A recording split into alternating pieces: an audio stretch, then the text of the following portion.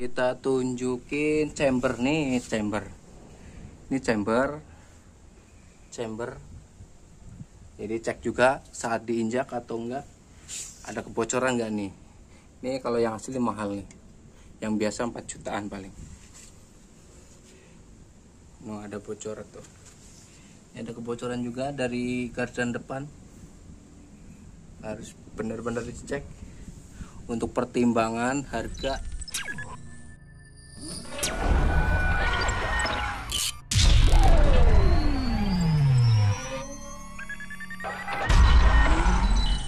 Assalamualaikum warahmatullahi wabarakatuh.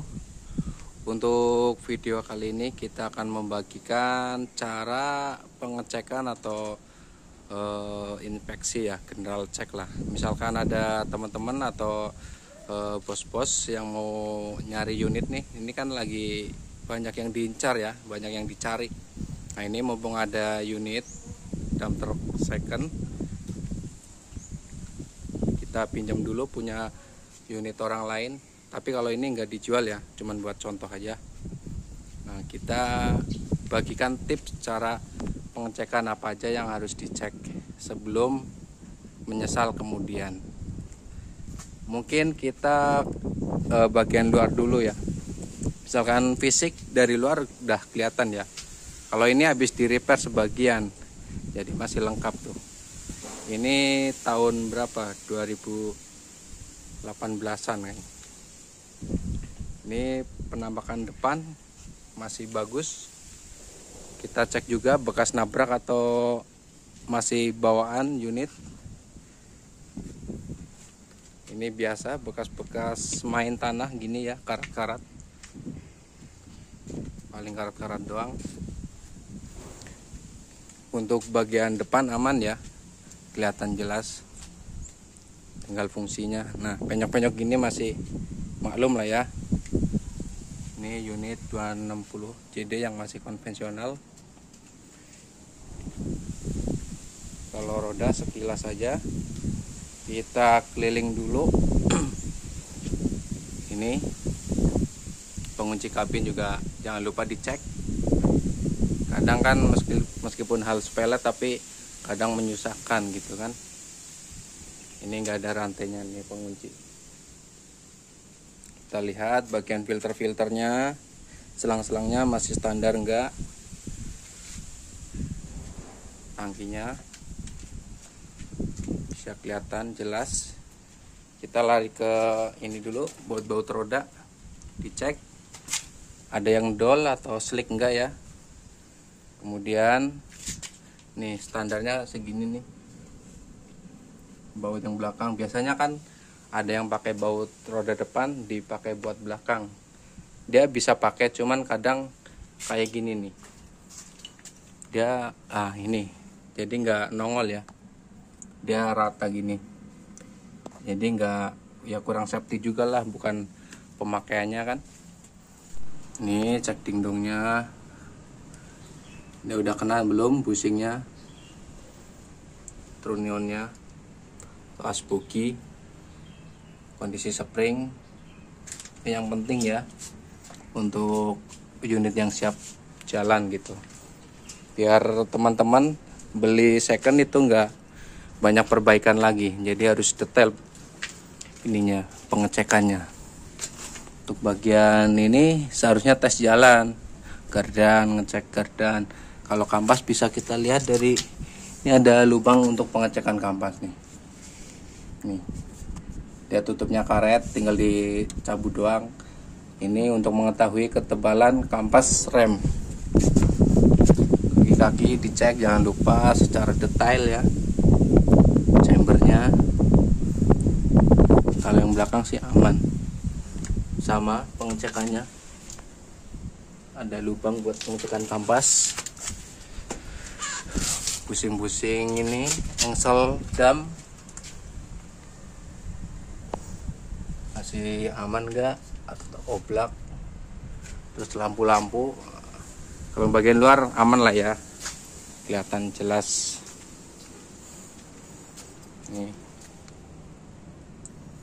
Ini baru. Ini kayaknya habis disemprot-semprot dikit sih, soalnya agak bersihan. Kemudian ini harganya lumayan, makanya harus dicek saat kondisi angin penuh ya. Head dryer buangnya normal enggak? Yang normal kan kalau udah nyampe 10 dia akan buang dari sini.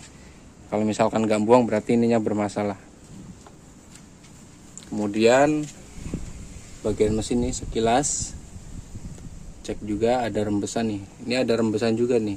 Meskipun dikit tapi bikin kotor. Terus misalkan mau diperbaiki juga makan waktu, makan biaya. Meskipun rembesannya dikit nih dari gasket. Oke, kita lari ke dalam kabin. Jangan lupa cek juga indikatornya nih. Ini indikator yang normal kayak gini ya. Ini yang konvensional. Nih kayak gini. Abang baterai, indikator oli mesin, terus rem parkir. Ini peringatan untuk ini angin. Cek juga fungsinya bagus nggak ini high glow nya. Nih tuh, mungkin anginnya kurang ya, coba kita hidupin. Ini karena anginnya di bawah 5 ya, jadi bunyi. Oke, ini untuk teman-teman juga jangan lupa diperhatiin ini. Untuk yang kurang lebih kilometernya segini harus bongkar grease bearing ya, grease roda gitu, bearing roda. Ini kurang lebih segini. Karena standarnya itu 60.000 pengecekan grease bearing. Nih. Kita gas biar cepat.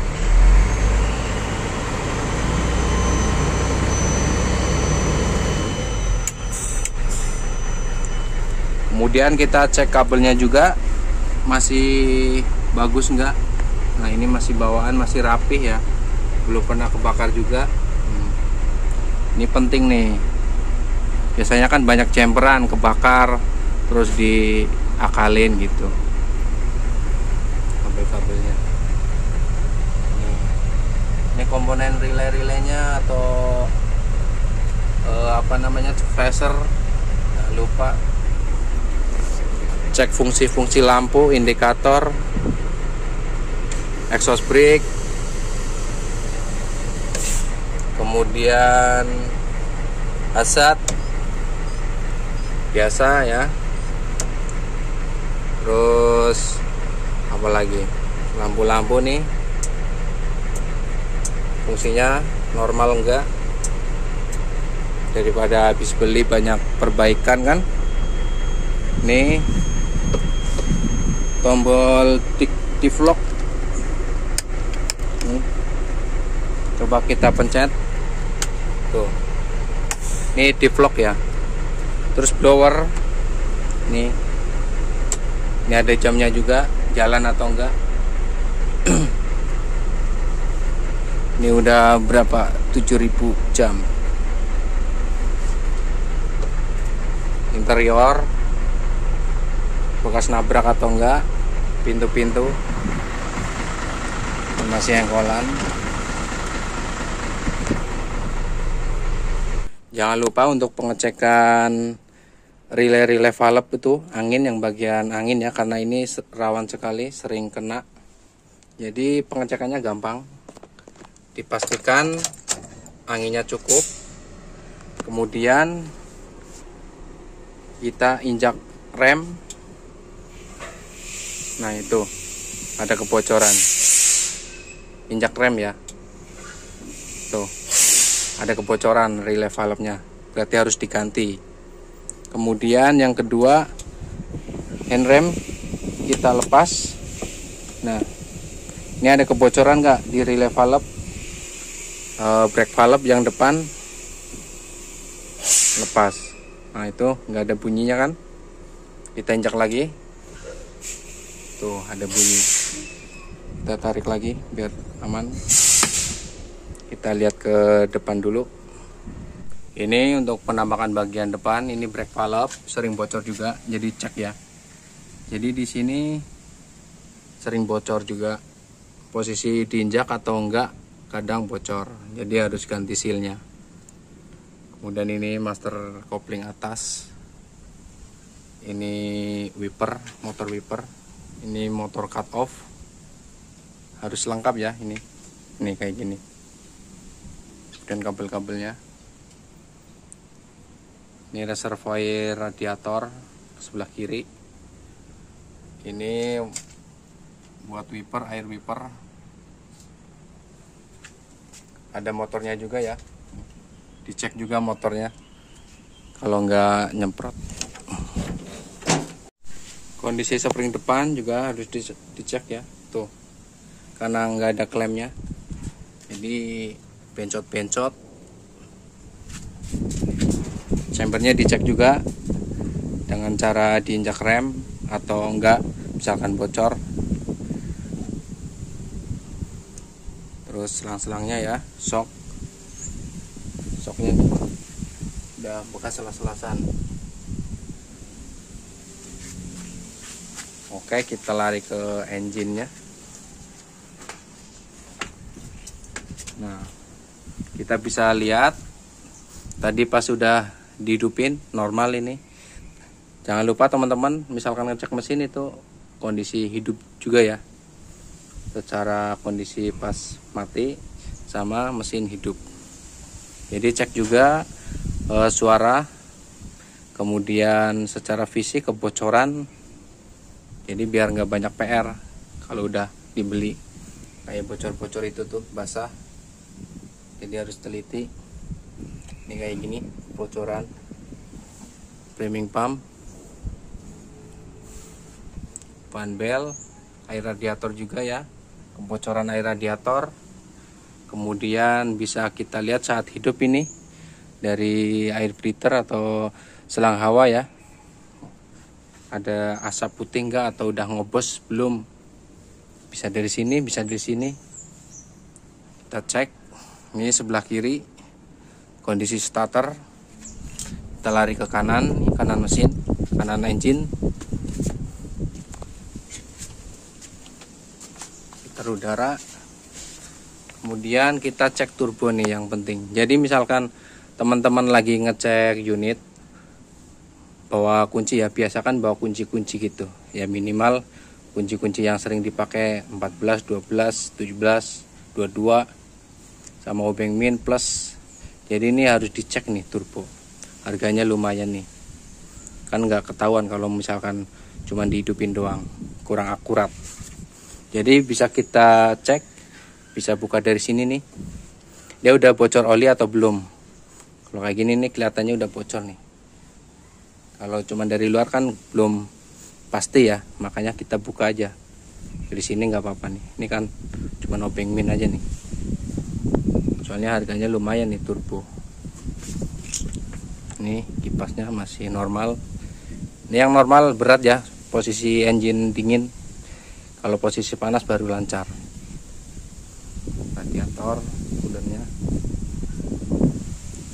Kemudian transmisi juga ya. Itu bisa kita lihat, misalkan mau lihat ketebalan kampas kopling bisa dilihat dari drat itu. Booster kopling. Nih, kelihatan gak? Jadi yang dihitung itu sisa dratnya ya. Kalau misalkan dratnya sisa dikit atau udah pendek, itu berarti kampas koplingnya udah habis, udah tipis. Kemudian kita ini cukup ya engine ya. Kita lari ke bawah nih, ada rembesan enggak? Terus engine mounting nih sering kena nih. Engine mounting di antara transmisi sama engine ya. Nih kanan kiri, yang depan pembocoran harus dicek detail. Kita lari ke kolong nih.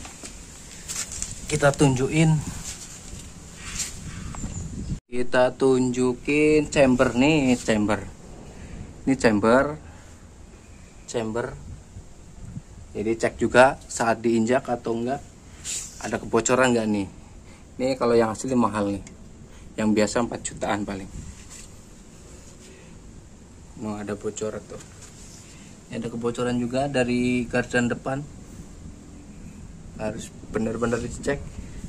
Untuk pertimbangan harga, ini namanya relay valve untuk rem parkir ya.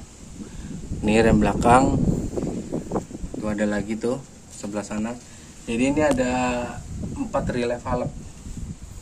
Nah ini ada juga ini ya. Ini yang biasa bocor ininya dari sini nih. Ini namanya relay valve ya, atau kura-kura. Jadi pengecekannya saat angin udah cukup, kita injak rem, terus rem tangannya kita lepas. Buat pastiin relaynya bagus, kita lepas rem tangannya, baru kita injak rem. Ada kebocoran nggak dari relay valve yang ini rem belakang tuh. Jadi ada 4 ya chamber. Bisa juga relay valve bocor gara-gara chamber bocor. Ini stopper juga, stopper spring, pompa dam, ini pompa PTO. Terus kebocoran dari boomnya, boom hidrolik. Oke, mungkin udah cukup, kita keluar dulu.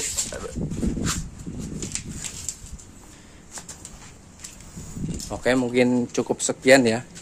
Jadi intinya itu saat pengecekan unit itu harus detail, kemudian tes jalan untuk mengetahui fungsi dari transmisi. Gardan ada abnormal enggak, suara abnormal gitu. Jadi untuk memastikan engine, ini bisa dilihat dari sini nih. Kalau engine udah ngopos bisa kita lihat di sini. Asapnya biasanya banyak ya. Kalau masih normal itu enggak ada asapnya, ya dikit aja. Yang penting tes jalan, pastiin gardan, transmisi, engine bagus. Jadi biar nggak nyesel. Mungkin cukup sekian ya video dari saya. Mudah-mudahan bermanfaat untuk teman-teman yang mau ngambil unit second. Jangan melihat dari menambahkan luarnya aja ya. Biasanya kan yang luar rapih tapi engine, gardan, transmisi itu bermasalah. Makanya kalau bisa bawa mekanik yang sudah berpengalaman untuk mengecek, biar lebih yakin dan puas. Ini exhaust brake-nya, retidernya. Oke, mudah-mudahan bermanfaat ya. Jika bermanfaat, jangan lupa like, comment, share, dan subscribe. Wassalamualaikum warahmatullahi wabarakatuh.